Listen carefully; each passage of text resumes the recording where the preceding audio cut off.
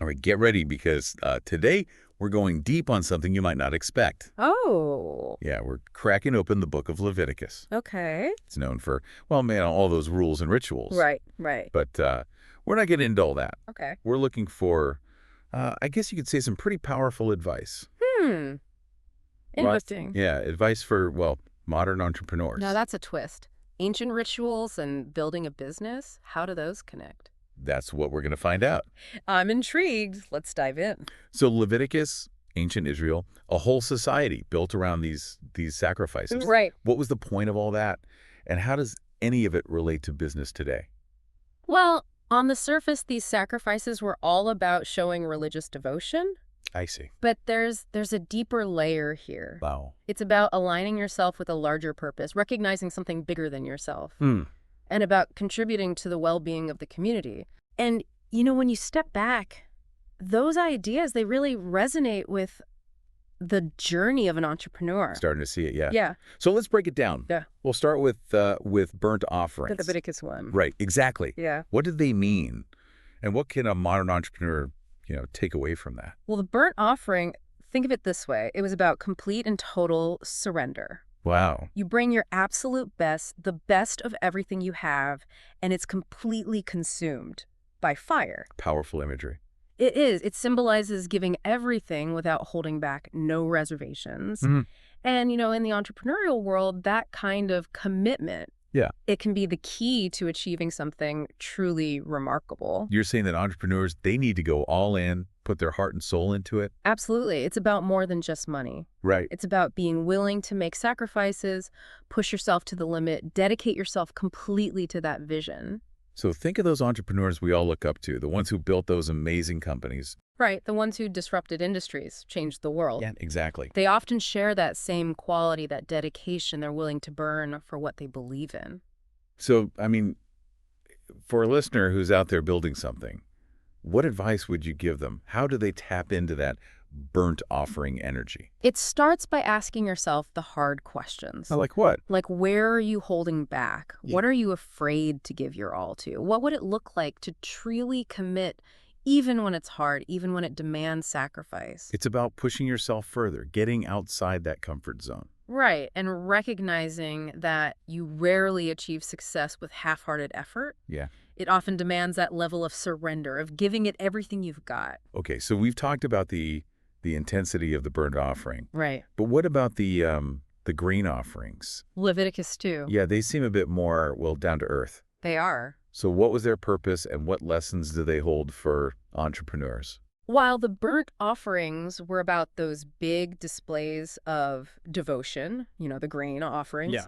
they were about recognizing the value of the everyday things, the simple, the essential things. Right. It was a reminder that even those big, ambitious endeavors, they're built on small, consistent efforts. So it's about appreciating the little things. Yeah. The efforts that maybe often go unseen but contribute to the bigger picture. Exactly. Yeah. And in the world of business, that translates to recognizing and valuing every contribution within your team, Right. celebrating every step forward, every bit of progress, and never losing sight of those small tasks, Yeah. the ones that keep everything running smoothly. It's so easy to get caught up in the big vision, the grand plan, It is. and we overlook those little details. Right. But in reality, they can make or break you. Absolutely. It's like that saying, the devil is in the details. Exactly. And the grain offering reminds us to pay attention, appreciate everyone on the team, and recognize that success is built one step at a time. It's about those small wins along the way. It is. Yeah. And it's not just about recognizing the work. It's also about creating a culture of appreciation.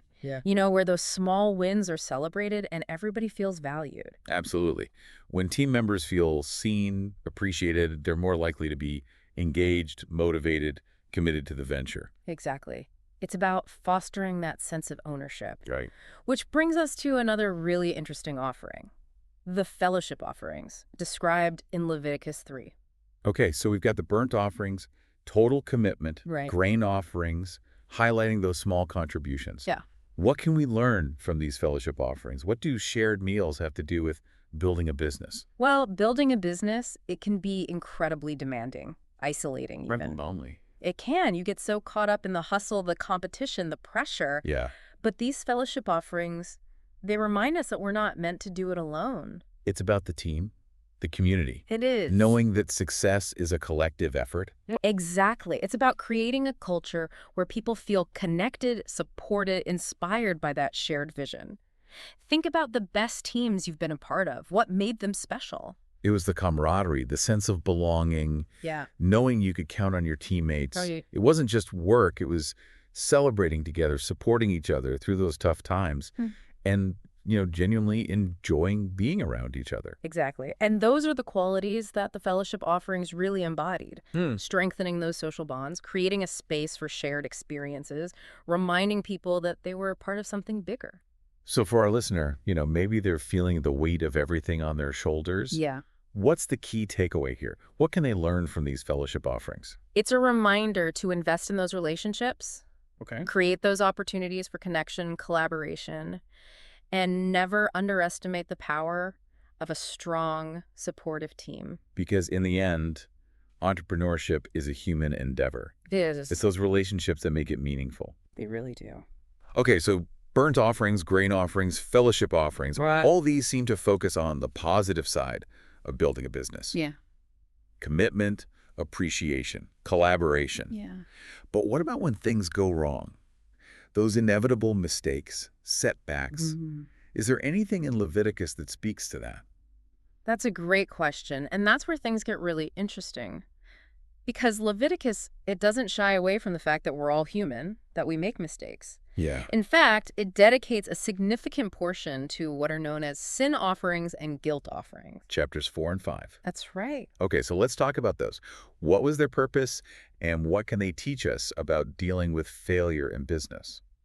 Well, the sin and guilt offerings were all about acknowledging that you've done something wrong, Right. taking responsibility for your actions, and seeking atonement for the harm caused. So not ignoring mistakes, not sweeping them under the rug, facing them head on. Absolutely. It was recognizing that everyone makes mistakes, but it's how we respond to those mistakes that really matters. And in a business context, this means creating a culture of accountability, transparency, and learning from failure. Yeah, I can see how that's crucial It is. for building a sustainable, ethical business. Right.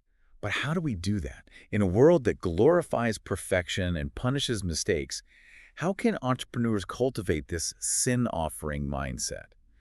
See failure as an opportunity, not a reason to be ashamed. It starts with leadership. Leaders need to set the example, Okay. being open about their own mistakes, showing that they're willing to learn from setbacks, and creating a space for others to do the same. So we need to change how we think about failure. We do. Instead of seeing it as weakness, we embrace it as part of the learning process. Exactly. Every successful entrepreneur, they've got a whole string of failures in their past. It's those failures that taught them valuable lessons, forced them to adapt, and ultimately made them stronger. It's a good reminder. It's so easy to get caught up in the fear of failing Yeah. and let that hold you back. Absolutely. Stop you from taking risks, Right. from pursuing your vision.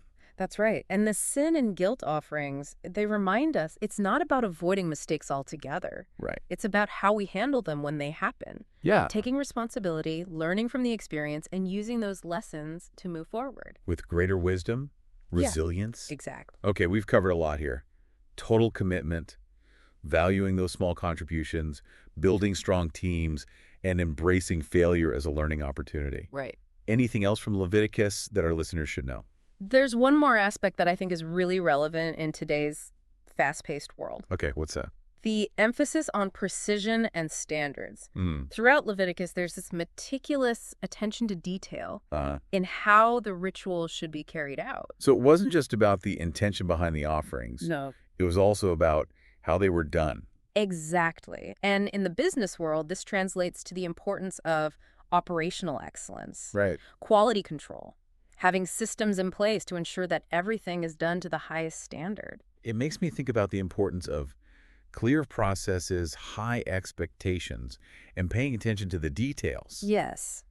Because those small things can make a big difference in building trust with customers Absolutely. and standing out from the competition. It's not just about meeting the standards. Yeah. It's about exceeding them, striving for excellence in every part of your business. The products and services you offer, Right. the way you interact with your customers, Love it. It's about a culture of quality, It is. where everyone understands the importance of doing things right, paying attention to those details, always looking to improve. Exactly. And that's something that Leviticus really emphasizes with Yeah. its focus on precision and meticulous execution. Right. It's a reminder that even in the most creative, innovative fields, you still need structure, discipline, and a commitment to excellence. It's amazing, isn't it, how these old texts can be so relevant today. I know, it's kind of wild. We think progress means leaving the past behind. Yeah. But sometimes the best insights come from looking back. I got to admit, I was a little skeptical at first. Oh. Business advice from Leviticus. Uh-huh. It seemed, I don't know, like a stretch. Right. But what we found is incredible. It is. It's like a blueprint for success. Yeah. One that goes beyond time and culture. A blueprint built on values like commitment, humility, collaboration. Accountability, excellence. Yeah, exactly. And those values, they're so important today. Especially, In this world of constant change, disruption, competition. it's easy to get caught up in the race, It is. lose sight of what really matters. We're so focused on getting there that we forget about the journey itself. And process. Yeah, exactly. Right. But Leviticus reminds us it's the journey that shapes us, It's those values we live by that define our success. and the impact we have on others. It's about more than just the bottom line. Absolutely. So for our listener, the one who's been taking notes, Yeah. what's the big takeaway? What do you hope they walk away with? I hope they see their work in a new way, that they understand success is more than just profit, Right. and that they embrace those timeless values, the ones that have always driven human achievement. It's powerful stuff. It is. And it reminds us inspiration can come from anywhere. Absolutely. We just have to be open, Right. open to new ideas, challenge what we think we know, and look for that hidden wisdom. The wisdom that can guide us. Maybe there are other ancient texts out there, or philosophies, even fiction, You never know. that hold these unexpected insights. Yeah. So here's a challenge for you, our listener. I like it. What unexpected source of wisdom could you explore? Right. What book, what idea, what ancient text might have those hidden treasures just waiting for you to discover them? Remember, the most profound insights, they often come from the most unexpected places. They do. So keep searching, keep striving, Deep building. and keep building something extraordinary. Until next time. Keep diving deep and keep discovering that hidden wisdom that's all around us.